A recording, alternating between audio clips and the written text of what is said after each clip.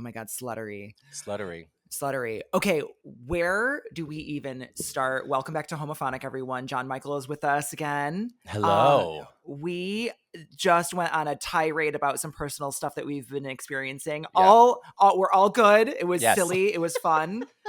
We can't divulge on it on the episode. Maybe one day we'll open like a Patreon or something, and that'll be like totally. be uncensored, Right. completely. Yeah.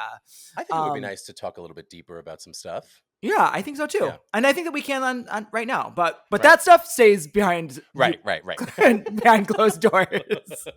Until we get millions and millions of money coming our way, then we can talk our shit all we want.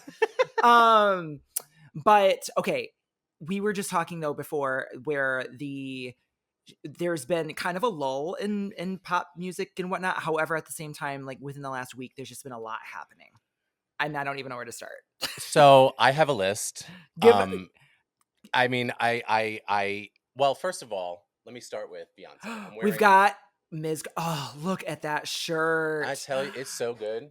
That's kind of like it's so Inception because so she's wearing her merch on a merch shirt. Right. And I love that for her. Yeah, I love that too. Because I wanted to get that crop top, but then I was like, oh, $50 for a crop top. Let me tell you, so Brian went online after because he wanted to get the Cowboy Carter art book because it came back in stock. Oh, it did? Yeah, just this week. So the art book or the tour book?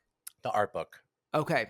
Yeah. So there was no tour book that I saw. There is a tour book now. So there's a tour book and an art book, but I believe the tour book is sold out.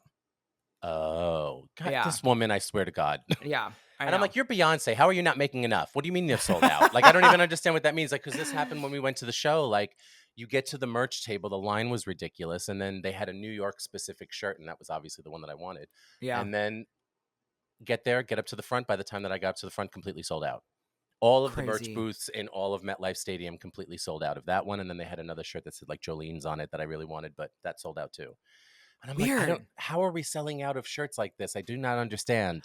I think it's because, I don't know if you've seen this, but like Parkwood announces that the merch truck will be there outside the stadium all day. No ticket required. And I bet you that's what people do is that they go and buy a bunch of merch to then resell online. Oh, for sure. I'm already seeing it. They're good. The t-shirts are going for like $150, $200 now. Yeah. And which that's ridiculous. It's ridiculous. And it's like, I respect the hustle, I guess. But at the same time, I'm like, watch how quick I become a screen printer. I'm not even kidding. You're like, look at this quality as it's chipping off. Wait. So I used to work for a company very, very long time ago called Island Embroidery. Mm-hmm. And it was an embroidery stand in the Staten Island Mall. And we used to do for like a year and a half, I worked there and I would like embroider shirts and like do all this other stuff and like blankets and jackets and whatever.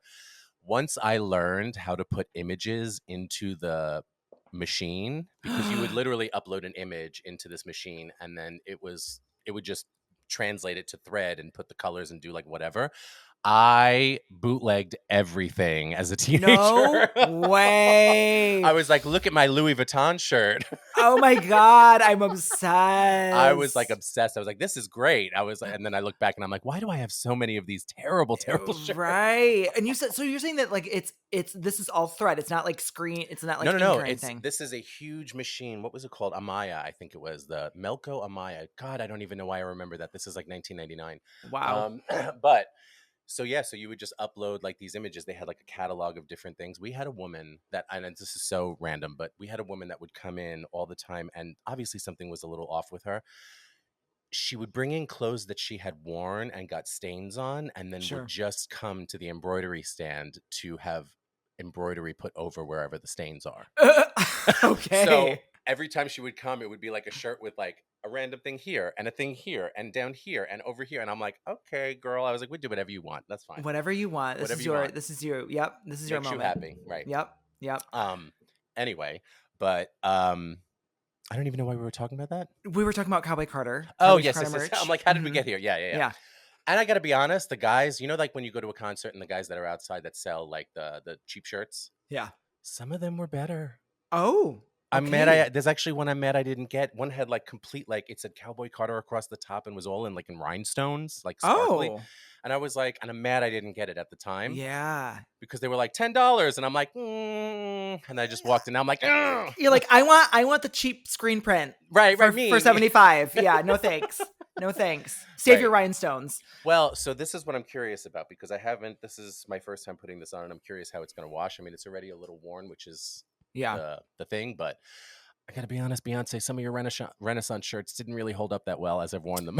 Ooh, okay. Not so great. Noted. Not so Noted. great. I mean, yeah. But when Brian ordered the art book or tour book, whichever one it is, because now I don't know. Now I'm confused.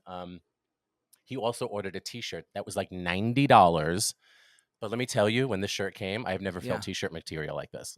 Interesting. I was gonna say that there are some things that I see, some in the merch at the tour and some online, specifically like the shirt that she's wearing and Yeah. the shirt that you're wearing. Yeah. It looks the quality. It seemed Yeah. at least online that the quality seemed pretty good. Yeah, no, So, like it arrived yesterday and it's like a really like a thick T-shirt and like the screen printing is ooh, perfect. It's really, really good. So I'll give you that one, okay. Beyonce. Okay, so they need to like figure. I would say probably the site specific shirts and things like that are probably cheaper because they're Well, right, but I was gonna say I think that there's probably like okay, if you buy this from the site, like these shirts are much more quality, but the tour shirts are probably going to be less because it's like they got to yeah, mass make them like that, right, whatever. yeah, But yeah. yeah, But you went to the show. girl, let me tell you, I I really, really hope, and I don't say this lightly, that I Yeah, enjoyed this one more than Renaissance.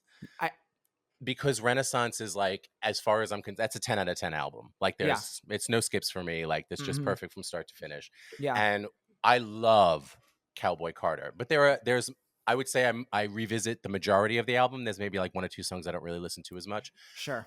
But what she did in this show, okay, so I'm gonna try to not go on a like extremely long tirade here. With Renaissance, what I noticed was that this was her sort of, I don't even want to say reclaiming the ballroom scene, maybe a little bit, because it was like, this is clearly comes from gay Black culture. This is where it originated. I'm going to give you this history. We're going to bring it hmm modern. We're going to do all the things. Honey Balenciaga, blah, blah, blah, blah, blah.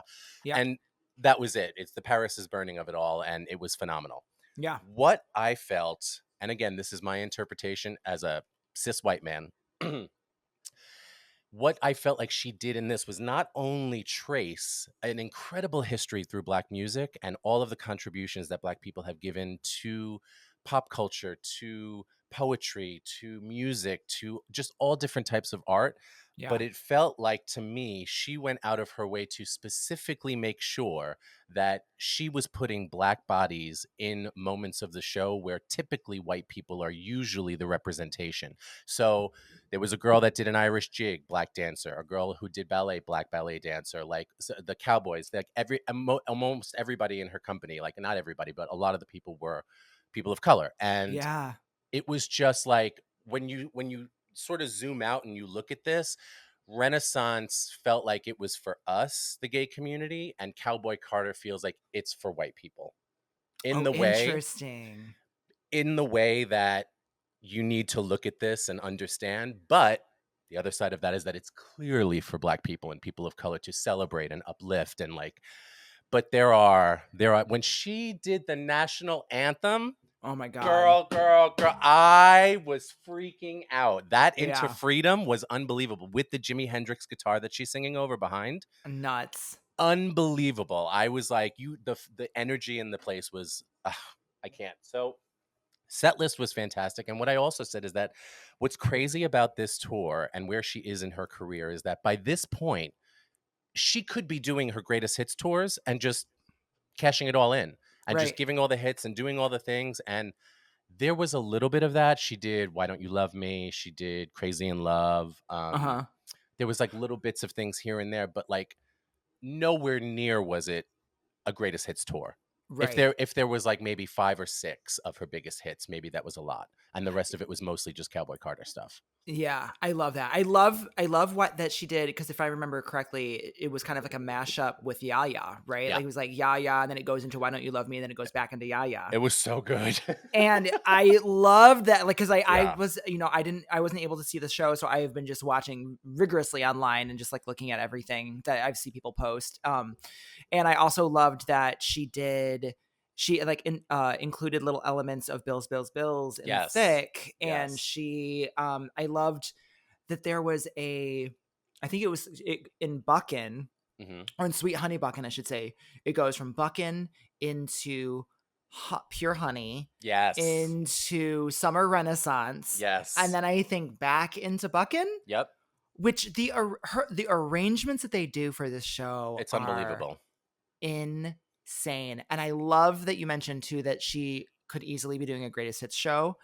I feel like there was a moment in Beyonce's career where it was kind of headed that way for a little bit. I would say like Mrs. Carter's show era and a little bit beforehand. Yeah. She was kind of there. She definitely performed her newer material, but it was very heavy on older material. Right. But then there was a shift where she started focusing more on her newer material.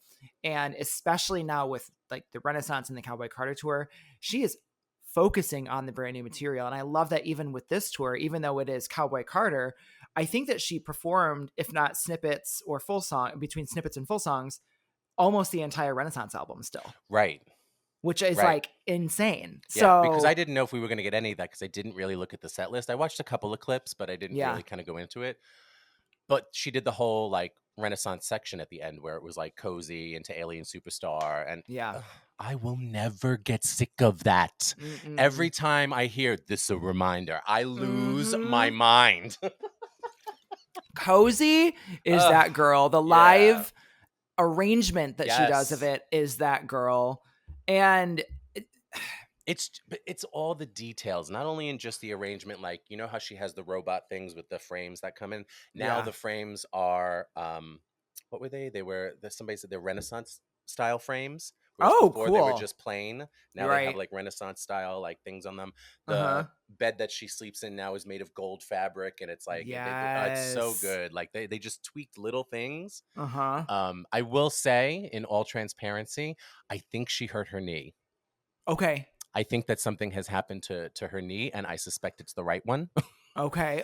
What happened? So she seems to favor one leg, and it's not, if you notice, like something has, while she's dancing and she's moving, a lot of it is the hair and the top. Like she doesn't really go down as much, and I feel like she's not bending her knees as much because of it.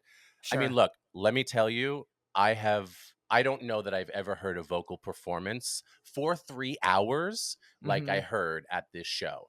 Like Yaya is a good example of that. There are just moments in the show where I'm like, I just don't like, how do you even keep that to do this level of 3 hours of singing? And I mean, this is not quiet singing. In the beginning of Renaissance, like sometimes she had the ballad bits where it would be a little softer here and there. Yeah. This is like full chest, full throat for 2 hours and 45 minutes. Yeah, it's insane.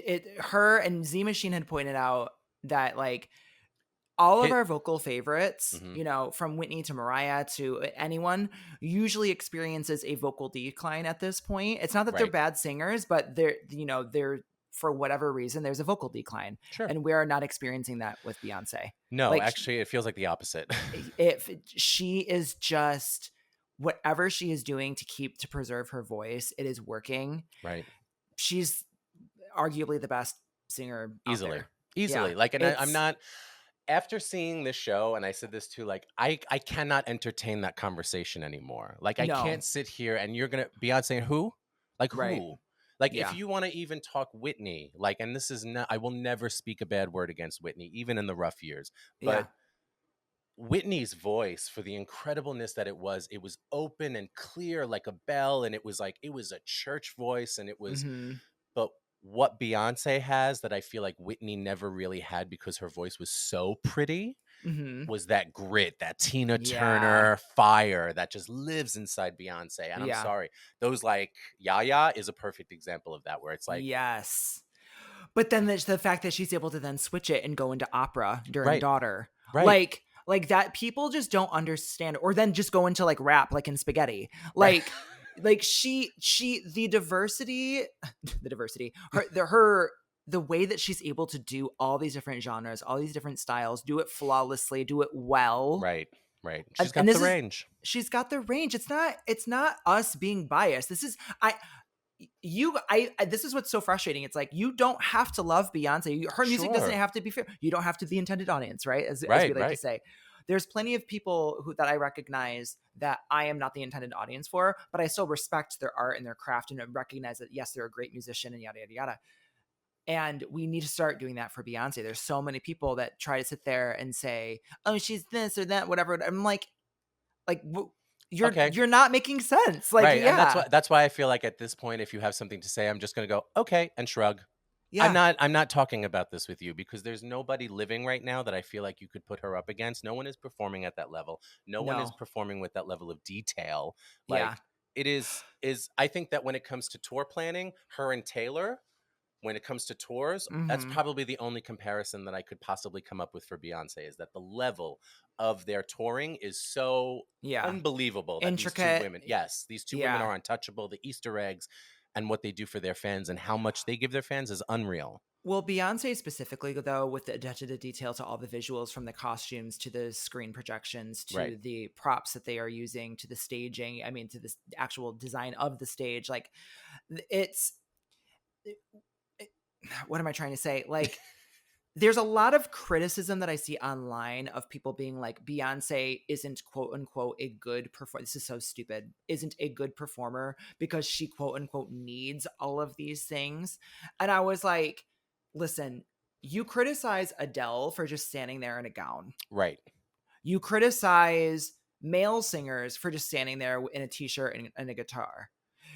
We this is art. Like, Beyonce is not only celebrating music, she's celebrating dance, she's Right. celebrating fashion, she's Right. celebrating the film industry, and then some with technology, with everything that she's doing in her stage shows. And there should be more of this. Obviously, Right. she's got the budget and the backing to be able to do this. And hopefully that other artists in the future are able to somehow get there as well. God, I hope But so.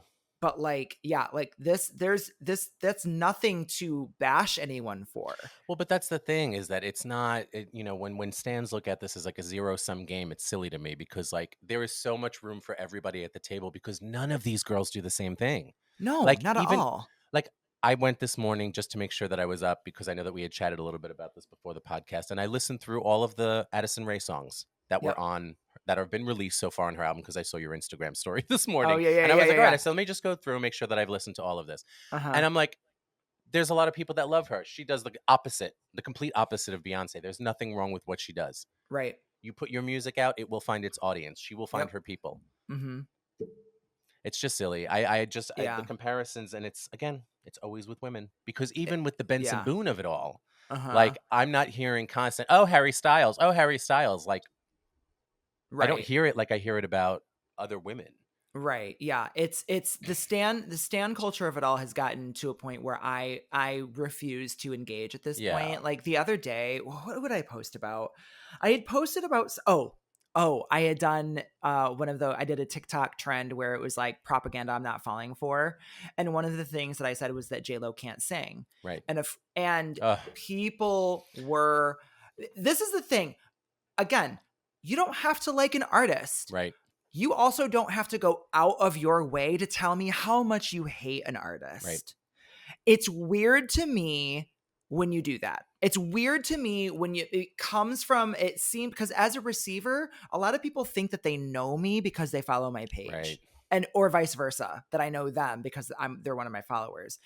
I don't know you that way. So when I'm getting in my unread messages box that you are going on and on about how much you hate an artist, It's fan behavior. That's it's obsessive. it's weird. I'm Yes. like, and I'm like, you guys, you're full grown adults. Again, you're allowed to have opinions and you're allowed to have a discourse, right?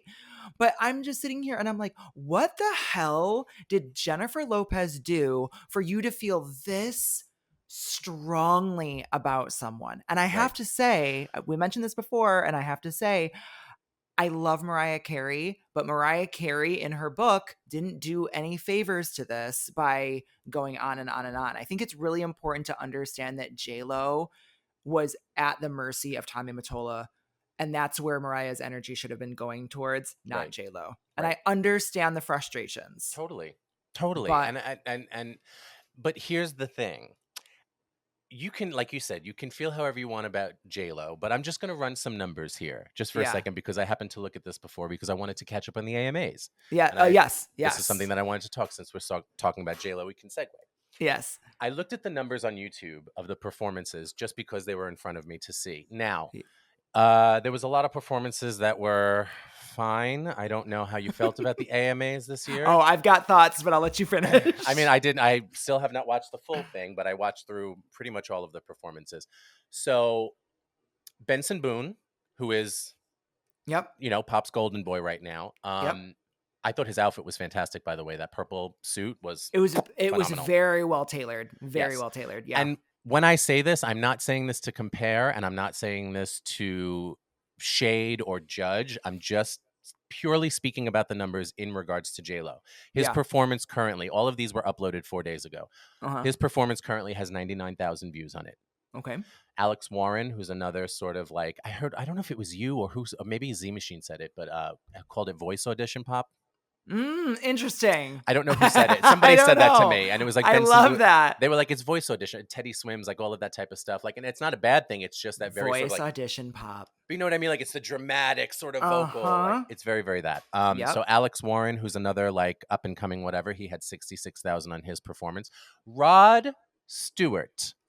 Okay. Auntie Rod, who I love. She's got on Forever Young 385,000. Okay. On YouTube. Which is interesting to me because I don't particularly think of people like Rod Stewart's audience being on YouTube. Right. Yeah. Right. So there's that. Then Janet Jackson, currently 925,000. Let's celebrate that, Miss Janet. Let's celebrate that. And J-Lo, for her performance, 1.8 million. So I'm not interested in what the internet has to say because the internet clearly already speaks. Like, and I'm not sitting here like a J-Lo stan either, but at the same time, like, y'all are going to make me defend this woman to the death because I don't think she deserves it. And if your thing is that, oh, well, stole stuff from Ashanti, stole stuff from blah, blah, blah, you don't even like Ashanti that much. Yeah, you don't like Ashanti that much, and you don't know your history. You don't know. You don't know your musical. You do not know your musical history. If that is the spew that you're spewing, Right. So then it's like Gwen Stefani, 57,000. Oh my god. We'll talk about that in a minute. Oh yeah. The Whitney Houston Legends moment, 173K, and then the bit where Shabuzi and Megan Maroney did the thing where she was like, "The Carter family is responsible for country," and he's like, "What?" And it's side eye, like 200,000. Iconic. Yeah, and Gloria's performance is not up yet, but what I did notice is that the only thing that was up about it on Entertainment Tonight, 395K. Oh my god. So God bless her. Right, but I say all this to say is that the ones that the stands and the new up and coming are are not. They're not the ones pulling the streams here. No, it's the legends. Yeah, it's the legends, and the thing is like J-Lo is a solid performer. Her performance was incredible. She like the way that she dances, the way that she moves. She's 56, 57. 50, I was gonna say I think 56. I don't know what she's doing. Obviously, she's a millionaire and she's got her monies. But like, if I need to sacrifice something or someone, it's the death becomes her of it all. To look the way that she does, like I'll do it. Right. Like I'm not above it. Like nope. She looks amazing, but the way that she's moving, she's so physically in shape. But the dancing that I don't see a 25-year-old moving the way that she does. But this is what I mean. Like this is somebody like, I don't want to say that let me rephrase this. This is somebody who has clearly not stopped practicing their craft because I mean, you've been a fly girl since the 90s. And now this entire time you're still clearly moving your body. Otherwise you wouldn't be able to move like this. Like, Toni Basil from the 80s who did Hey Mickey. Mm-hmm. She's an extremely famous choreographer. That's what she's known for mostly around the world. She's 80 something right now. If you go to her Instagram, she is still full on routines, like just doing the dancing, like and teaching. I thought she died. No. She didn't die? No. Oh, wait. What? Hold on. Toni Basil. Are you sure? I'm pretty sure. Oh my God. She's alive. I could have sworn it was No. reported that she had died. Thank God. Well, let's celebrate Tony Let's Basil. But like I said, when you go to her Instagram and you look, she's dancing like a crazy person. I went to go see New Kids on the Block and Paula Abdul last year. Paula Yeah. Abdul still dancing like a mad woman, Yeah. like doing Yeah. all of the original choreography. Janet Jackson still doing all of the original choreography. Like Oh my God. Yeah. there's a dedication that you need to get to that level of longevity, to get to be able to even perform as well as J-Lo. Yes. And Correct. we'll see who's going to do it, but Yeah. as of Right. right now, I don't know many of the young girls like, and don't sit here and tell me Tate McRae. Nope. I'm not. I Nope. like her, but I'm not. Nope. I'm not doing it. I'm not doing it with you yet. I'm not doing it. And so here's my thing on the AMAs. What the fuck, AMAs? The show was fucking awful. Okay. Even with the incredible performance by J-Lo, her dancing was off the chain. Yeah. Off the chain. I sound so old. Was her dancing was incredible. Janet was incredible. The performance that surprised me the most, who I was like, okay, stage presence, was Renee Rapp. I love her so much. Renee, I'm not like completely sold on her music, but like I was watching her and I was like, oh, yeah, she's got some stage presence. Yeah. And again, it's not like she's dancing the way that, you know, Tate is even, right. But this just goes to show that there are some people who have that star power, and right. Renee has it. Oh yeah. But here's the thing. It's very clear that the entertainment industry is in shambles with money and everything. And I don't know what's going on. I mean, I have an idea about it, but like, the production of the show is terrible. Yeah. Everything from the camera angles to the set designs, like the opening number with J-Lo and like the diamond of the LED light thing it looked terrible. Well, I was like, what was that? And then just like Janet's performance, I love Janet, but what was that? Even the camera angles of Renee's. Right. I agree. That sucked. The fact that no one was there. Right. They gave out like maybe 6 awards throughout the night. Like, and this isn't the Grammys, you guys. This is the American Music Awards, and this used to be a big deal. Yeah, it was. 25 years ago, this was a big award show. Yeah. I don't know what's going on, and maybe I've got thoughts about this too, but like, you know, I think that we're just in a time where award shows are just no longer a thing. I don't even know if it's that. I think that they could be a thing, but I think that it's like it's one of those, I feel, traditions in American history, whatever, that just has not evolved. And it's like the technology is better, the places, the venues are better. Like you can do so much more stuff now, but you're just not. And look, I get how budgets work and I understand all that, but you can't mean to tell me that the American Music Awards being broadcast on a primetime slot, like that they're not making money. I don't know. And it's really interesting because of the way that the media, so the day after, it was very clear that the internet had thoughts on the AMAs. Oh, yeah. Everyone thought that it was terrible. And I think that they are spot on with that. Is overall as an award show, the fact that Gwen Stefani and Blake Shelton pre-recorded their performances and were played while is that what it was? Yeah, they were played. So they were playing Gwen Stefani's performance as they were setting up for Janet's performance. That's what like the TikTokers were showing. Right. I was like, oh my, and here's the thing. Pre-records is not unusual. That has happened before. And in fact, I would argue that there was a lot of pre-recorded performances from previous award shows in the past that we probably just didn't know about. Right. We didn't know. But that was just the way that they had marketed that they were there live performing and then they weren't there at all. The fact that there's certain presenters, Cara Delevingne was announced as a presenter and she was not there. The fact that no one was there to accept their awards except for like Becky G and SZA. SZA, who came from backstage, which felt like, to me, it's those types of things where I'm kind of like, okay, it feels like this was all pre-planned. Right. So it doesn't feel authentic. It doesn't feel like, I don't know. Well, and also, you know what I'm surprised at and what I didn't like was, and I don't want to be that person that's complaining about phones, but like when the performers, like I saw this a lot with Benson Boone's performance, when he came into the audience, like the cameras are following him around, he's doing this thing and there's people in the front row doing, and I'm like, you're on national TV sitting here like this. not enjoy, like, it's just so bizarre to me that I'm like, It you're is. literally on national television. You don't need the phone clip. You No, can just clip this out exactly. from the performance and be like, look, I was there.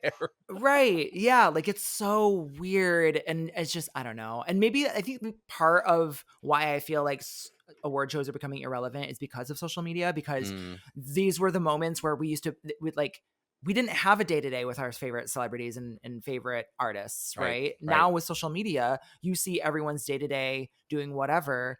And so it's no longer exciting when you see them on the red carpet or performing because you're right, like, oh, I can just go to their Instagram and I'll see the highlight the next day, right, right. or in 45 minutes or whatever. And I don't know. It was very disappointing. I ended up turning I didn't even see Rod Stewart's performance. I think I ended up turning it off because I was just like after Well, Gloria, I was just like, I am good. right. And I mean, and I, there's a lot of things I could say about Gwen Stefani, but even like the first song she did out of her medley, she didn't even sing live.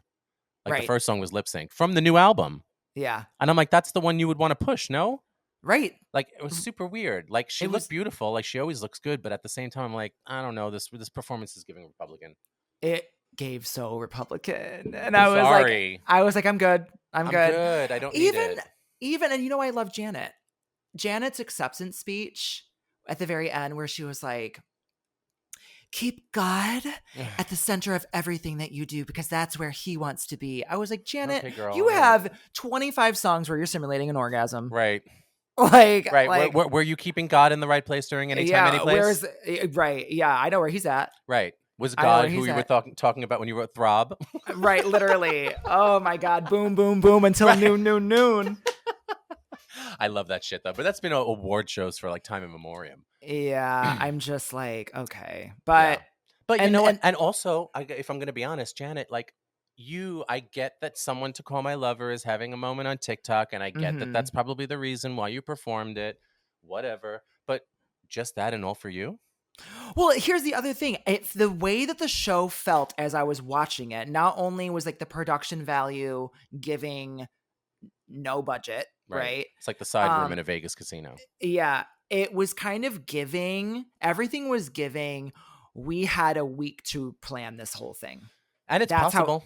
and that's very possible. And I know that she has her residency and things going on. One of my followers, shout out to Giro, is Janet's dancer and is also dancing for Tate McRae, which is why I'm always like, got to dance around my Tate McRae thoughts.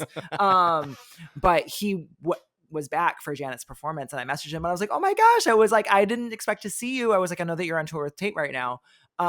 Shout out to him, he's lovely. And but yeah, I was like watching Janet's performance, I was like, yeah, they probably had 4 days to put this together, and which is no one's fault, and Janet or J Lo or anyone, but it's just kind of like we're kind of almost setting these people up to, I don't want to say fail because I don't think that they failed, but like to get these types of criticisms Right, right, right. because people aren't like you and I where we have the wherewithal to understand like, oh yeah, there's stuff beyond just them, Right. right? It's not like they just have all the time in the world to just be like, let's plan a performance. Sure.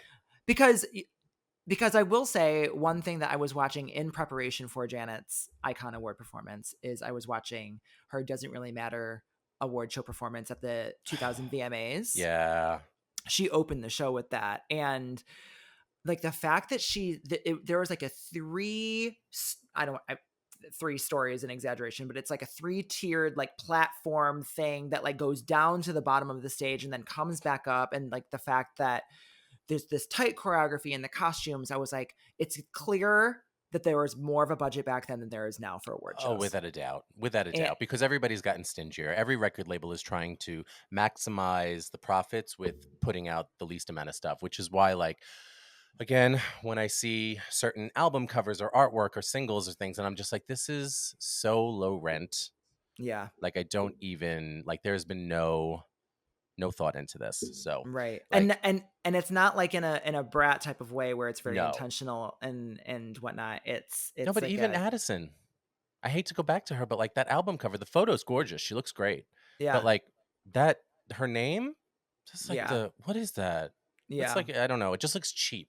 It It looks does look cheap. cheap. And if you're putting your art out there and you have spent all of this time writing music, recording music, producing music, taking the photos, getting everything ready, writing the liner notes, doing all of this just to have that be the representation of what the label is going to say. Hey, this is what we're approving. Like, what? Yeah. It just feels like, why would you skimp there on it, on all of that? Right. Yeah. And speaking of her, I had mentioned this on TikTok, but I watched an interview with her this morning on Popcast, the New York Times Hmm. pop culture podcast, and I love her as a person. Like, Yeah. it was a fascinating interview. She knows her shit. She's so down to earth. She's kind. She's bubbly. She's fun. She has great taste. And we've said that before. But I have to say, and this, again, this is not, I don't think, on Addison, but the choice to release half of the album prior to its release, I understand in a way, as she's a new artist, right? And she's Right. got to build her brand. And that's just the promotional world that we live in right now. But it feels so anticlimactic to, because like I was looking at the track listing while I was watching the interview, and so she just released Fame as a Gun. We already have Diet Pepsi, Aquamarine, High Fashion, and Headphones On. There are going to be 7 additional tracks that we get to hear next week when the album drops, and 2 of those are interludes that are like under a minute. So I'm kind of like, this feel, and then the other songs, there's a couple 3-minute songs, but then like 2 or 3 of them are like 2.5 minutes. So I'm like, it just feels anticlimactic to me, Right. Right. you know? Especially because I feel like it's been coming for so long now. It has, because I think that Yeah. she released Diet Pepsi last year, Yeah. right? And so, I'm excited for her, and I'm excited for the people that love her, that ride hard for her. But as I mentioned in my TikTok this morning too, I was like, it's not that I dislike the music. The music's fine, Right. but it's specifically with a song like Headphones On, I was like, this is clearly referencing Madonna's bedtime stories. I already have a full album of songs that sound like that I personally prefer, because Madonna's my artist, It's funny right? because that's exactly what I thought when I listened to that this morning. And I was just like, oh, I said, this has that sort of like bedtime stories, lo-fi hip hop kind of quality. All right. I'm into Yeah. it. And same with like Aquamarine being like this like 90s house track. Again, I love that. That's probably still my favorite one of the bunch that she's released. Yeah. But still, I have so much 90s house music that I like to revisit that I think is like the pinnacle of like greatness. Right. So I'm like, it's just not, nothing that she has released for me has been making me be like, I need to go back and re-listen to Right. this over Right. and over and over again. Well, and And that's I kind of also thought like when like hearing all the Stan discussion online and seeing how much people love her, I kind of thought that things were going to be like bangers. yeah. Like, and it's not that. Like, and I was just like, okay, like I'm curious about how like where Stan culture is going into this sort of like R&B space with her. If I don't even Well, want to say R&B, that's not right, but it's down Well, tempo. something that I noticed, we always say, oh, I'm gagged, right? Well, a lot of times I don't think that we are disclosing the fact that our reflex is very sensitive. Because I'm like, you're gagging, but like, what's there to gag on? Right, right, right. And so Yeah. that's yeah. So that's just me being like, again, back to the earlier bit of the conversation, we're talking about Beyonce, this incredible performer who is giving stage presence, choreography, fashion, blah blah blah blah, right? And obviously there's money involved, and Sure. but she is so invested in her craft. And I'm not saying that Addison's not invested or that these new artists aren't necessarily invested, but there's clearly a disconnect. I don't think they are getting the support that they That need that part. to fully to fully execute and put out the expectations that we have to fulfill those expectations, And what I've realized now, as I'm almost 6 years on in my role at Peloton and dealing with record labels and stuff, is that in my meetings, what I notice is that it's just not even a question. The indie labels are giving that level of support. As soon as you go to a major, it's sort of like, you Yeah. know, unless you're Lady Gaga, Beyonce, whatever, like you're Mm-hmm. getting some support, but it's like Right. everything is tiered. And now I think Rock Nation is coming out with a new distribution platform where it's like you can pay to have different tiered distribution. And it's like, if your numbers get to Mm. this point, then we'll add this. And if you get to and it's just like, it's everything just feels like a competition show. And I'm like, that what we are seeing right now, as best as I can tell, is it's art, but it's art by capitalism. Yeah. Everything right now is art by capitalism because everybody in every industry, specifically the music industry, is only interested in money. And I'm sure they always have been, but it's gotten to the point now where it's like, you know, the ones at the top, I don't have to, I mean, this is the classic American story. You know, it's just a Yeah. constant wealth transfer from the bottom to the top. Yeah. So, and I think that that is probably the biggest thing that is hurting the music industry right now is the Yeah. greediness of the people at the top of these major labels. Because you're really like, unless you're frontline, you're really not getting anywhere near the support that you deserve, to be honest. And that's why, like, when I deal with smaller labels, Mad Decent, Ninja Tune, like there's a bunch of them. And when I hear about the plans and how they come up with strategies and they talk about rollout things and I'm like, you are so much more hands-on involved. And of Mm-hmm. course you are, because you're a smaller label, but it's like, it feels like there's a team that has sat down and talked about this, where it's just sort of like the majors feel like they're just throwing something over the wall. Right.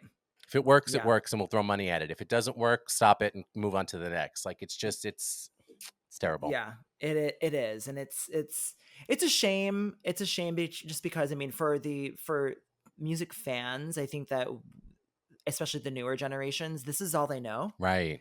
And so they don't understand, like, from our perspectives, of the fact that, like, yeah, like, artists would put out a single and then you'd like chill with that for 3 to 4 months. Right. And then you'd get the next single, right? Now it's Right. like, let's throw out a single every 3 weeks and see what sticks. Yeah. And then here's the album with the 5 singles that you've already heard, with, 4 to 5 extra songs. Maybe you'll get one more single, and then that's it. There's your era. And your music videos are actually visualizers because we don't really have a budget for it. It's just like, it sucks. Right. It's, yeah. And if you think AI ain't making some of those, you're crazy. Whew, Lord Jesus. Right. Lord So Jesus. this is what I mean. So it's like, until we find a way to get out of this, and I mean, this Well, does feel like a uniquely American problem for the most part, although I do think it happens in other places. It seems like it's not as toxic in other countries, I've noticed. Well, I think one person is leading the charge to hopefully make some positive change through all of this, which is Ms. Taylor Swift, who famously now owns her masters again. Surprise announcement. We are recording this on Saturday. Yesterday, she announced that she said, "Letter on my website," and we both were like squinting because I'm looking at it on my phone. I'm like, girl, you've got to be kidding me. I'm like zooming in. I'm like having to use a decoder. I'm like, what is going on here? But she, there's been rumors. I don't know how tied into the rumors of her releasing Reputation, Taylor's version, but like there have been rumors for months that she's been teasing this announcement. And 2 of my coworkers are giant Swifties, so like every week they're updating me on all the fan theories and the numbers and like the Easter eggs, and it is wild. Like the things, and I'm like, do I call someone to let them know that they're like going insane? But no, but like, so like, and especially with this American Music Awards, there was a huge rumor swirling that she was going to not only be present, but that she was going to announce either debut Taylor's version or Reputation Taylor's version. Anything that woman does, they're like, she's gonna debut Reputation. She's gonna debut it. And so, but so to all of our surprise, she announced that she was able to purchase her masters for $360 million, I believe it was reported. And I'm so excited for her. I did say not too long ago, I said the real gag, speaking of gagging, I was like, the real gag is that she's going to use the money from these re-recordings to purchase back these masters. And I was right. And in this letter, she had basically said that the debut Taylor's version has already been re-recorded and finished, but she said that she barely hasn't even gotten to a quarter of Reputation. Right. And she said in this letter that she felt like that was the one of the 6 albums that couldn't really be improved upon, which was not the purpose of the re-recordings. Let's be really clear. Right. The purpose of the re-recordings was to replace the originals so that she could get, all the royalties, blah, blah, blah, blah. And, but here's the thing. She did have she for a couple of years now has debuted a snippet of Look What You Made Me Do, because that was used in a couple trailers and things like that. Arguably the worst of the re-recordings. Oh, really? The angst and the energy behind, because the Reputation was a very angry, angsty album for her because of all the things that she was going through with the snake of it all, with Kanye West and her breakup with Calvin Harris. Basically, like, and it just goes to show that like when you are recording something, there is going to be an emotion and an energy that you're bringing into the song, regardless if it's a sad song, angry song, happy song, whatever. Yep. So re-recording these things is always going to be challenging, and it will almost always not be better than the original, because you can't recreate that. You're in a different place, right? You're in a different studio. Your voice is different. Yeah. And so with Look What You Made Me Do, I just remember hearing the snippet, and it's like, so, you know, the original, it's like, I'm trying to think about how it goes. It's like, ooh, look what you made me do. Look what you made, like that. The new one was like, look what you made me do. Look what you made me. I'm not even kidding. Like, if you listen to them back to back. And so, you have to send me the snippet. I haven't heard of this. Yeah. And it's just funny too. Seeing the Swifties go online, and they're like, clearly a lot of them were like, okay, can we admit that the originals were better? And I'm like, yes, they were better. Right. But they were so like horrible online when they were coming out. Yeah. You cannot tell me that sorry to this man, but Christopher Rowe's version of Style is better than Max Martin's version. No, none of that. I will not have that slander in this house. You're never going to be able to go up against Max Martin like that. It's never going to happen. It's not going to happen. You cannot. Remember when Janet said you need to keep God at the center of everything that you do? She was talking about Max Martin. Like, come on. Oh God. Yeah. I really like, and for as much as I do not listen to her music, really, like, I'm so excited for her as an artist. I'm so excited for her as a businesswoman. As a songwriter. Like, everything about this was terrible that this could even be a thing. And so I have to say, now that she's got it all back, I feel like she's going to be guns blazing the next time, because she's got all her shit. Yeah, absolutely. So, girl, good for you. I applaud you. I cheer you on. And I hope that this sends a shockwave to other women in the industry to not put up with bullshit from men. Absolutely. And I love that in this letter, there was a part where she says this, and there's 12 eyes. Here we go. Of course, the Swiftie Easter eggs. So I personally think that she has a 12th studio album on the horizon, which I'm very excited for. And here's the thing, Swifties, I understand the re-recordings were exciting because of the vault tracks. The vault tracks, very, very cool, very fun. Loved that. Yeah. But here's the thing. The re-records, like I personally, as a more casual fan, I would be way more excited for a studio album versus absolutely a vault track. Now, I will say Reputation, I'm very interested to hear the vault tracks for that album. Yes. Because there was allegedly a completely different album that she was recording prior to Reputation. Yeah. Which is the whole, like, because there's like a plane and the Look What You Made Me Do video that she cuts the wing off, and then she spray paints Reputation over it. So people have theorized that was originally a different album that she was creating. And then when everything happened, she shifted gears and did Reputation instead. These women are so crazy. So nuts. But the amount of Easter eggs, like, I would love to just be a fly on the wall in one of her team meetings. Oh yeah. When it comes to planning this. Oh yeah. And I think that part of it, I think that Taylor Swift, I mean, she definitely was the instigator for a lot of her Easter eggs, and I think still is. But I do think now that she's conditioned her fans to think this way. So now I think that she will probably pull from fan theories. Oh, for sure. For sure. Because there are things that even, like I said, as somebody who doesn't really listen to her music that much, there are times where I'll see fans writing things online and I'm like, oh, that's exciting. I was like, maybe I should go listen to this. I'm like, that's pretty cool. I hope that's what it is. Right. Yeah. And I have no idea what Taylor has planned up her sleeve. I hope to God it is nothing like Tortured Poets Department. I need something different from her. Yeah. I don't think that and here's the thing. I think Jack Antonoff is a fantastic producer, but it's time to try something new. Right. It's the same way I felt with Janet and Jermaine Dupri. Yeah. For a long time, I was like, oh God, you're giving us the exact same song over and over again. And even Mariah has a little bit of that too. But this is what happens when you stick with the same producer for so long. I mean, a lot of Timbaland stuff sounds similar.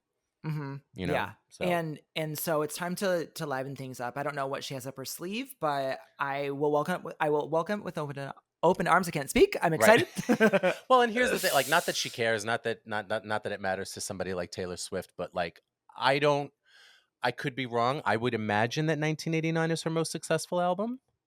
I think or at least so, in terms of... Or at least has the most successful singles. Most successful singles, commercial. I would say commercially, culturally, globally, would argue that that's the most successful album. Even though, like, Tortured Poets Department, I mean, debuted with like over 2 million copies in its first week. But it's not doing anything for the culture. It's not doing anything for the culture outside of the Swifties, and I Right. don't think it would have gotten there without the Eras tour. Oh, You without a know, doubt. And it also wouldn't have gotten there with the 9,000 different reissues. Like, I'm right? sorry. Like, there's like, we've had discussions about this before and we could talk about that. But Yeah. and I don't always fault the artist because you don't know, because I mean, when I talk to record labels and I hear the plans and stuff, like they're Hmm. really trying to juice the berry as much as they can, Yeah. so I really do believe that that's part of the record label's fault. But whatever, she's getting her Yeah. things, she's doing her Yep. thing, and i'm She, i'm always excited to see what she's going to do next, because I think that she's putting out a good example, yeah, I do too. which I I like. I do too. Miley released a new album this week. I Something just listened to it Beautiful. this morning. Did you? I haven't Yes. listened to it in full yet. I guess I kind of have because she had a few pre-release singles. Yeah. She Like had the prelude. She released More to Lose and Something Beautiful, End of the World. Something Beautiful and End of the World. Yeah, so like the first 4 songs. Yeah. And so I guess I have listened to it almost, just not in sequence, Right, right. but I've listened to almost the entire thing. I am a casual Miley fan, and in the last episode I mentioned to my friend Jesse, I was like, I am not super familiar with Miley's music in the sense of like I can't just go out there and name a billion deep cuts the way I can with like Janet Jackson, Right, right? right, right. I am familiar enough with the fact that like I know myself and I know Miley's music to the where it's like, yeah, if something's not going to capture me, I'm not really going to go revisit it a Right. ton. And this album holds true with that for me. There are certain songs that I really like that I think that are really good, and I applaud the experimentation of it all because we got a 6-minute song on this album. Yeah, we did. And And Easy Lover's one of her best in a minute. Easy Lover is fantastic. Walk of Fame, Yeah. fantastic with Brittany Howard. So good. So unexpected. Yeah. I was with Brittany Howard. I was not expecting that to go that way. Right, same. Because when it was announced that she was a collaborator, I was kind of imagining it was gonna be a little bit more of like country-ish, folk. Yeah. Folksy, maybe a little bit rock, kind of. Yeah. So getting like kind of like this Disco? dance disco house track, Right. Like I was like, let's go, girls. Well, because I saw an interview with Miley, and I don't know if it was the Zane Lowe interview or no, I think it was something else where somebody asked her how gay her album is, and she was like, "Oh, it's the gayest one ever." And I'm like, Yeah. okay. And I'm listening to it, and I'm like, I don't know if I agree with that, but it's fine. But it's definitely it's there's stuff for the girls in there. I would say with that song, Every Girl You've Ever Loved with Naomi Campbell. Yes. And then Reborn are kind of like, I would say that the latter part is like the gay songs. Right. Every Girl You've Loved Before, I think is fantastic. Another 5-minute song. Naomi Campbell's like dialogue throughout it is fantastic. And I was saying to one of my friends, I was like, anytime someone tells me to pose in a song, I'm probably gonna like it a little bit, So yeah, I loved that song. There are 10 credited writers on that song. Let's celebrate that. Let's celebrate that. I think it samples. Yeah, it's definitely a sample. There's a sample of it's the Soul Wax remix of someone, I forget it. And the only way I knew this song was I saw oh my gosh, what's the drag queen's name? Evie Oddly. Yeah. She performed that remix here in Grand Rapids when she was here for like a World of Winter performance. Oh, work. Yeah. No, but I love it, and I love her, and I've gotten like 3/4 of the way through the Zane Lowe interview, which if you have not seen, you should watch. It's really, really so good. good. So good. And I don't know, like she's somebody else. Like I was a casual fan for a while, but as she's gotten older, I'm like, oh no, this is for me. This is definitely for me. And I feel like where a lot of these girls are now, where you have Miley, Beyonce, Lady Gaga, even with Mayhem, it's like vocally, these three, I mean, and there's more, but like vocally, they are, as far as I'm concerned, the peak. This is the peak of where they're at. And they're all kind of in the same sort of age range. And I'm like, it almost feels a little bit like as a society, and don't get me wrong, society is always terrible. They're always going to say terrible things about women, and they're always going to criticize female pop stars, yada, yada, yada. Yeah. But it doesn't feel like, I always reference the famous Madonna article where she was 35 on the Girly Show, and they said, calm down, grandma. I don't see that happening now. Correct. So now at 35, the girls don't seem like they're aged out. They actually seem like fully developed, and like this is a fully realized artist. Yeah, absolutely. Yeah. And we're not seeing, I still think that well, I don't know how important radio is right now. It feels like it's not very important, but I think that I think it's a thing. It makes less money than regular streaming, I think. yeah, but you're right. There's still criticisms of age, but there has been a shift, which I really appreciate. Yeah, because Because nobody's saying that about Beyonce. Nobody's saying that about Gaga. no, Yeah. and they should, and you shouldn't. I mean, No. we got some of the best work right now. But imagine looking at erotica and bedtime stories and being like, you should calm down. What? Oh my god, I'm like, shut the fuck up. Right, Like because the it's as works of art. ridiculous. It's as ridiculous as somebody seeing Renaissance and Cowboy Carter and being like, "Oh, calm down, Grandma." Yeah, like what the get out of You here. would Get out of here with never. it. Right, right. Never. Yeah. Yeah. Yeah, so let's celebrate that because yeah, and I really appreciate I really want to see the film that she has made for Something Beautiful. Mm-hmm. I think it's going to be in theaters this coming week or Oh, something like I have that, to see or it. like in a couple weeks. But I heard it's like a limited release. I don't know if it's like one day or something like that, or like one weekend. Oh, wow. Okay. But yeah, but I need to look at getting tickets because I think that'd be a lot of fun to go Hell see. yeah. Yeah. And I just want to give a shout out to someone else that I don't think we've ever really talked about on the pod, but just put out a remix album that I was really enjoying today too. Miss Paris Hilton. There was a whole remix album? A whole remix album for Infinite Icon. Oh, I didn't know that. Right, I saw that there was so much that came out. Oh my God. I saw that in my Spotify release radar, which I check every Friday, because it always does suggest remixes for me, which Right. I'm like, thanks, Spotify. Apple Music, get it together. But they had suggested a remix of, what was it, BBA, Bad Bitch Academy? Yeah. Of that, and which I thought was fun. I love. Yeah, but there's a lot of really good. There's 9 remixes. And there's even they did the remix for I'm Free with Rina Sawayama too, which is nice. We love that. Love that. Yeah. But yeah, no, I was really, really excited for her. And I'm like, I actually really I mean, it's silly, but I enjoyed the album. Yeah. Infinite Icon, it's fun, it's silly, it's whatever. Yeah. So that's why I feel like if Paris Hilton can do this, I understand she's got a lot of money, but there's no excuse. Right. No, you know exactly. What I mean? Yeah. Like, exactly. I don't mean to shade her because I do think that she's good at what she does and I love everything about her. But Yeah. Prosciutto voice. Prosciutto voice. It's so thin. It's so thin. Well, and I mean, the Emancipation of Mimi re-release came out, which I know we talked about this. We talked about this last time. It's really hard to talk about such an iconic album because I mean, how many things can you say about just the full body of work? But now that we have all the extra stuff, well, a couple of extra stuff. I love Mariah because obviously she's listening to this. Mariah, just keep putting out your acapellas, please. Yes. Because at the end of the day, when I listen to that, I'm like, it just reaffirms where I'm like, yeah, that's why I don't want to hear a discussion about her either. I'm not interested in what you have to say. I'm not interested in you being like, oh, I'm only like old Mariah. Shut up. I don't want to hear it. I don't want to hear it. It's great. We don't have time for that. No. And shout out to Eccentric for his mix of It's Like That. Yeah. Totally vibey, very sort of like dark lounge. It kind of reminds me of Kate Renata's music. Totally. Yeah. Totally. So very that. good. The Say Something Solange remix. That's also included.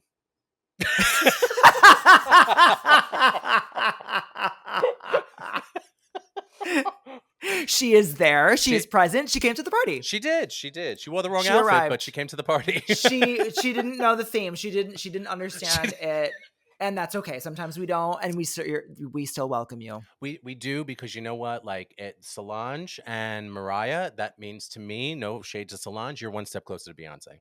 Exactly. And that's the one that I really want. That's the collaboration I'm waiting for. Yes. Yeah. I don't know what that was, but you know, you know what? It's not even like, who is that for? That's where I want to like, who is that for? Where are you playing that? It was kind of like when I was listening to it, I was like, and she even released a video of her playing the keyboards, like the synths to the remix. And it felt like they took the Say Something original version produced by the Neptunes, turned down the instrumental slightly, right, and then put over these new synths and maybe some new background vocals. Yeah. But I was like, this does not sound good. I'm sorry. No, the background vocals at points are not great. Some of the, and I'm assuming it's Solange trying to harmonize. And again, I like Solange. I think she's actually really talented and I like a lot of the music that she's put out. But the drum programming is what I have the hardest problem with, because it's like it almost feels like it's off. Like it's hard to Yeah. get into because it's so like, where is the groove? Like this remix never gets in the pocket for me. And I'm like, it's such a great vocal too from Mariah. And I'm like, all right, well, whatever. You can't win them all. Yeah. And then a lot of the remixes that have already been out, it's Yeah. not really like a Yeah. time. But that vault track, when I feel it, Mhm. oh my God, it's so Mhm. good. Yeah. And it's so good to hear like a newer song with that Mariah vocal on it, Yeah, you for know? sure. So Yeah. girls, release your vault tracks, please. We all want to hear them. We love the vault tracks, and as you've mentioned before, no one handles their catalog like Mariah No, Carey. nobody. She knows what her fans want, Right. and it's so cool to see someone go back and reflect and remaster Right. and give the fans everything that, you know, Right. they could ever want and more, because Right. because now she's not only releasing the old stuff, but she's commissioning new stuff, and it's really cool to see. Yeah. So No, I got to yeah. give it to her. Yeah, But it's really, really good. I am very curious whatever happened, to the Tony Moran remix, because as we discovered yesterday, I was like, it used to be on, unofficially on YouTube, and I can't even find it there. So I'm like, is there a special something coming up with that or what? I don't But know, because I feel like, well, what I feel like a lot of times they did is that they would commission these remixes, or that they would ask remixers to make things on spec, it's called. And so basically they just like send them the stems, they make it, and they'll promo it like to DJs, and they'll do like yeah, promo CDs that aren't officially released, and vinyl releases with the mixes on it.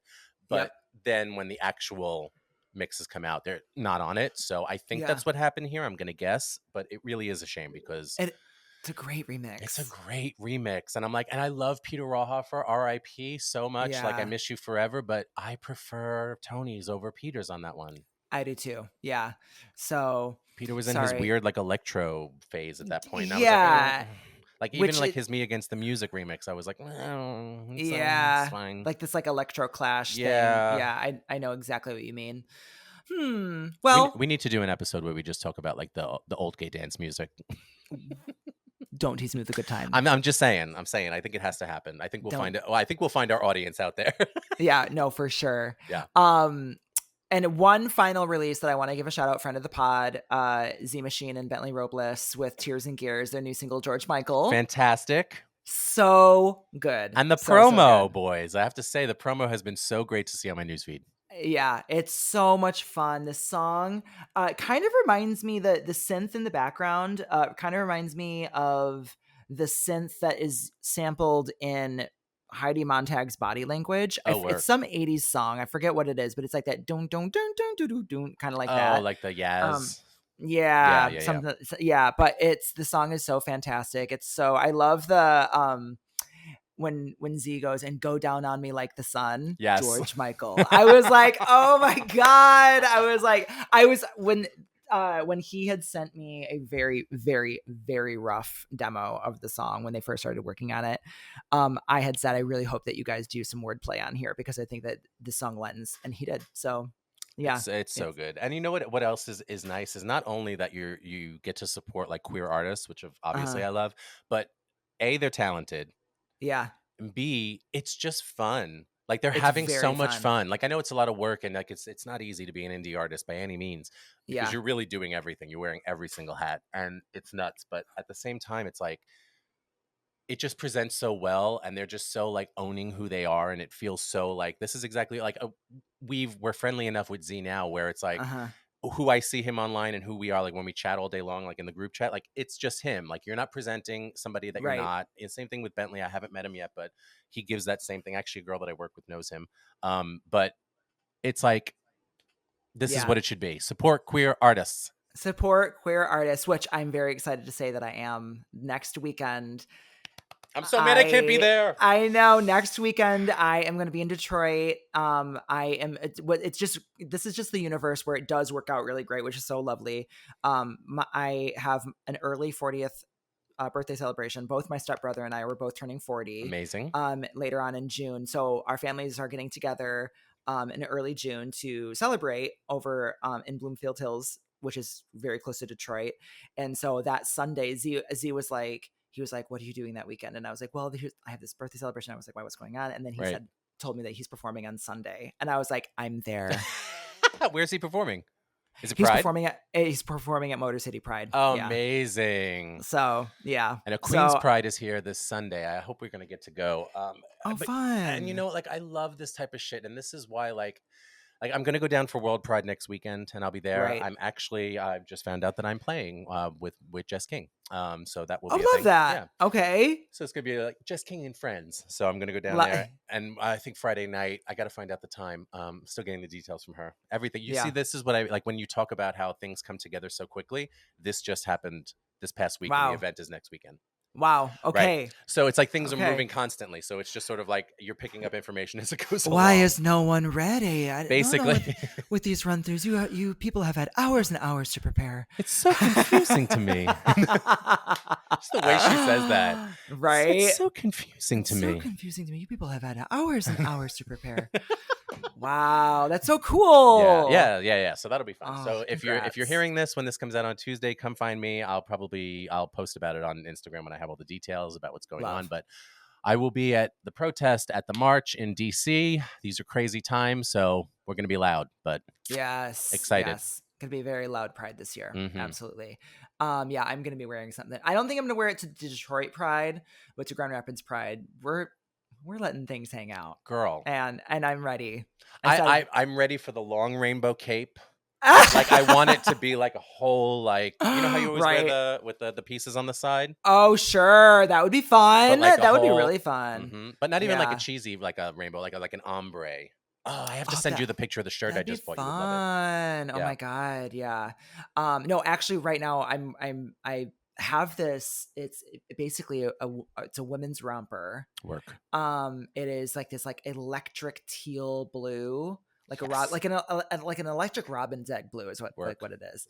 And I completely forgot about it, and I was like, what if I wore this? Because the thing with Pride is that I want to be comfortable, and oftentimes I'm not comfortable. Right. I love dressing up. And I love doing all my looks, but like it's not really sensible for like an 8-hour day. Right. Like being out in the streets and then out dancing at night and whatnot. Girl, if I had your stomach right now, I would be in a crop top. My nipples would be out. Like it would not even be normal. I would be so out of control. we're gonna be doing. It's not gonna be a crop top, but I will show you. We're gonna be showing off things. Oh yeah, you are. Yeah, we're gonna be showing. I was like, you know what? We're about to be 40, and the body is bodying. We're going all out. This is this is my sandwich board. I'm just advertising. This is it. There we go. Who wants a piece? And then like someone will like gently touch me, like, do not assault. Like consent, bitch. Oh my gosh. Yeah. Well, John Michael has gotten to the point of the show, famous segment where we talk about a song we don't talk about enough. It could be a deep cut, remix, bonus track, if you will. Are there any songs we don't talk about enough that you feel need to get highlighted today? I'm gonna go so left turn here. Yes. Only because I saw, and I don't recall what magazine that she just did a photo spread in, and looks so incredibly beautiful, and I'm so rooting for her in every aspect of her life. But my song that we don't talk about enough is Magnet by Lindsay Lohan.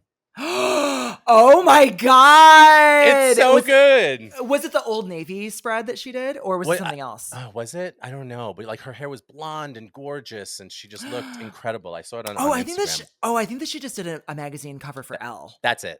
It was that one. Yeah. She looked incredible.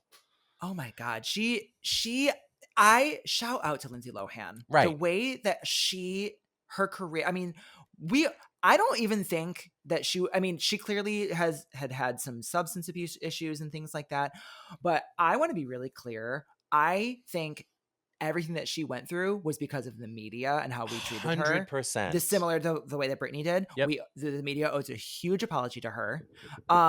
I'm so glad that she seems so happy. So happy and so like in her body and just like, I love it for her so much. And I would love if she went back to music, please. Yes. But Magnet is so good. And it's just like it's like that pop rock type of like, it's just such a good feel. Cara DioGuardi wrote and produced it. Like, yeah. And it's kind of got like an 80s synth vibe to it. Like it's Oh my God. This was like a bonus track. It's on streaming now, Yeah. but when it was first released here, or first released, the album was first released in the US, that was not a US, I think it was like a UK bonus track or something like that. Yeah, and that's where I found it. And I was like, how is this not on the album?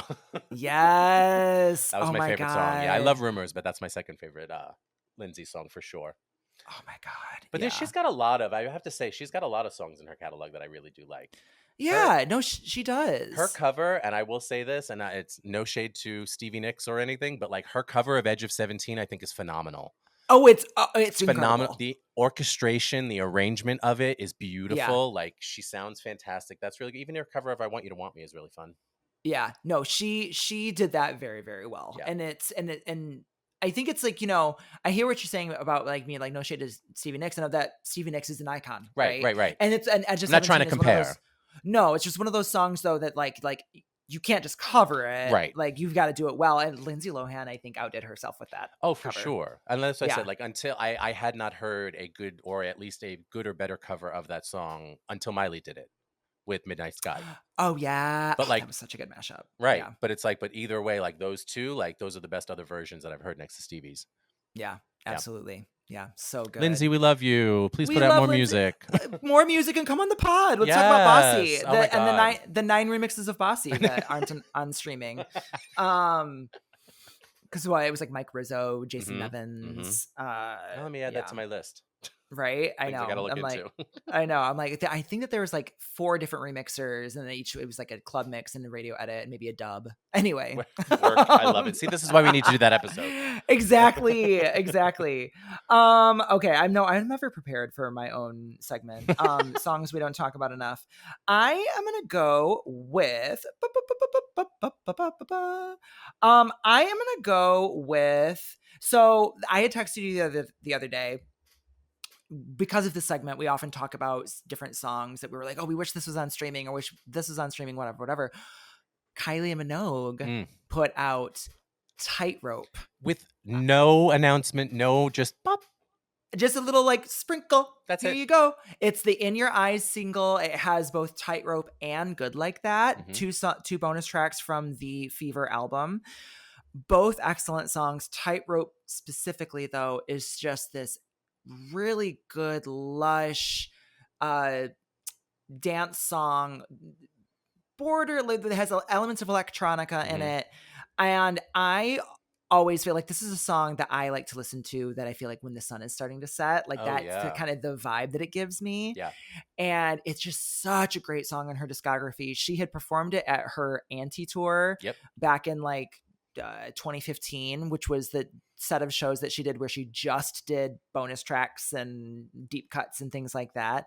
And then she sang a snippet of this at one of her shows recently, and I think that's maybe why, because I think that there was a little bit of chatter on the internet of fans being like, she did Tightrope, and so maybe that's why that she just did a little like, here you go. That makes sense.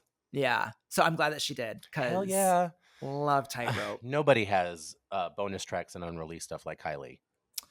Truly, like it is unbelievable the amount of unreleased music that woman has. Yeah, it is wild. But the amount of B-sides that she used to put out with each album cycle, specifically during the Light Years and Fever and Body Language periods. I mean, and X, like, like each of those albums had between B-sides and bonus tracks on various versions of the album. I mean, like it was basically almost an album's worth of material. Right. I want to say that I have something like nearing like 30 some odd tracks for X or something. Yeah. It's like something really crazy. Like they have so much. Yeah, so much. And so, I mean, yeah, shout out to her. And I don't know what that would ever be like to be like, okay, let's narrow this down to an album length. Right. Well, and I'm so curious to see now, like with all of the success that Kylie has had, like where are we going now? What's next for Kylie Minogue? You know, you've woken America up a little bit.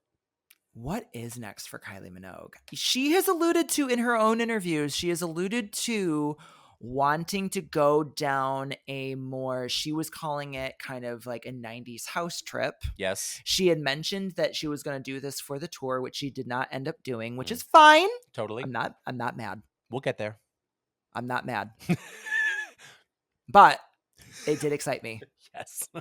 It did excite me. But I think that she would still do that at some point. Yeah. And I think that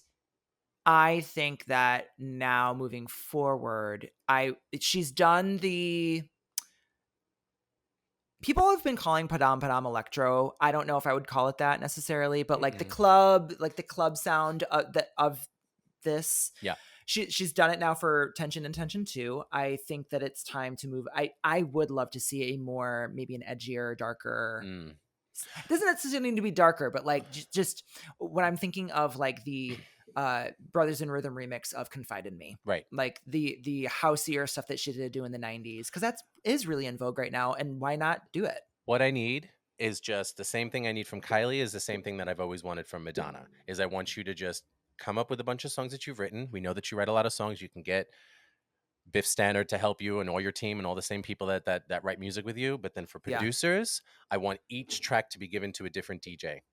And that would be sick. I want the collaboration. I want it to be the Blessed Madonna. I want it to be Adam Port. I want it to be whoever. Like, it doesn't matter. Like, but every track, I want it to be Hex Hector. I know, and it could be, like, absolutely, like, and it's. But I think that would be like, you would get a varied album with all different. Like, imagine Kylie and BT.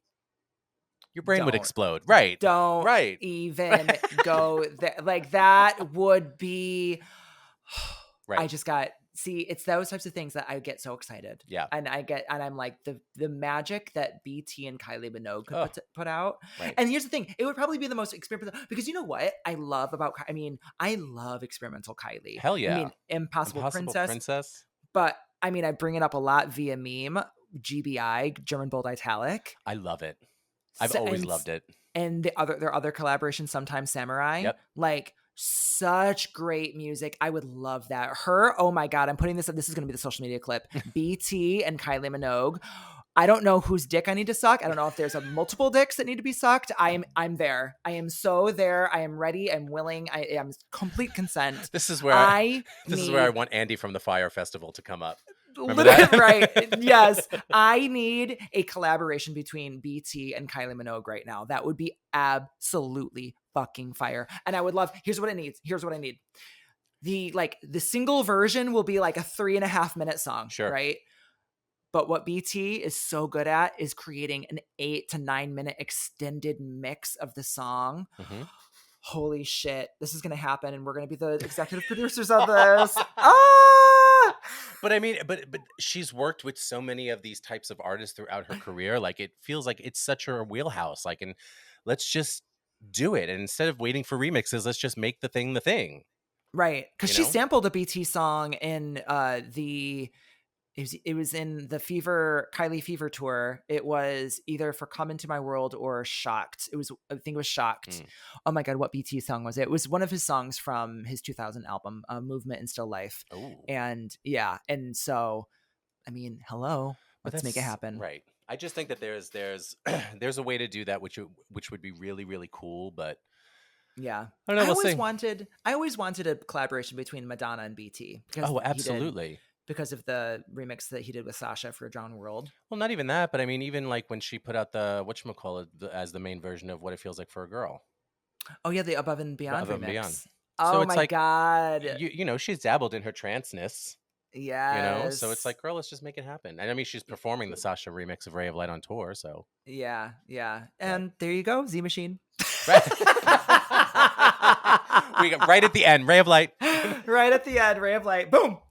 Okay. Well, we needed this episode. We needed a little catch up in the pop zeitgeist, because there's a lot, and it seems like there's going to be a lot coming our way soon. Oh yeah. There are rumors that by the time this episode is out, we will know whether or not Lady Gaga has performed a new song at this Netflix event that's going on today. Allegedly, there's a new song being performed that's going to be a part of the Wednesday soundtrack for her cameo. But we'll see. Who knows? That's the rumor on the streets. It's going to be a jazz song. Watch. I've got you under my skin, and I'm a hand. I don't know. Well, on that note, until next time, everyone, have a blessed day. Bye.